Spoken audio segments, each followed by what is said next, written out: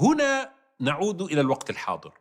بوتين استحضر شخصية بيتر بطرس الأكبر، وحاول في كثير من خطاباته أن يستدعي تاريخ بطرس الأكبر من أجل أن يشكل ويؤسس للهوية الروسية الحديثة التي تشكلت بعد انهيار الاتحاد السوفيتي.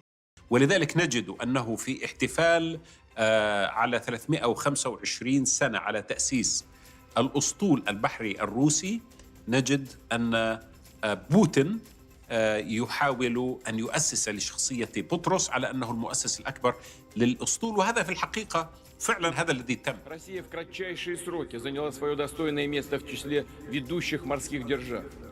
Прошла колоссальный путь развития от скромного петровского ботика до мощных кораблей океанской зоны и ракетных атомных подводных крейсеров. بطرس هذا كان مهتم جدا، الإمبراطور كان مهتم جدا بأوروبا، وقام بجولة، وفي تلك الفترة ذهب إلى هولندا وعمل بيديه في معمل لبناء السفن في هولندا، ثم عاد بعد شهور إلى روسيا وبدأ ببناء السفن الروسية والأسطول.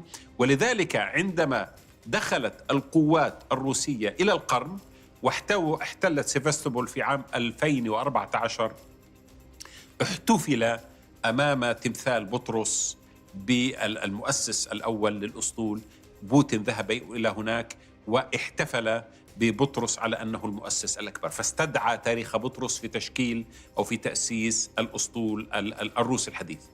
وأيضا استدعى كاثرين مرة أخرى، والذين يزورون بوتين في قاعة استقباله للضيوف يجدون تمثال كاثرين موجودا في تلك القاعة.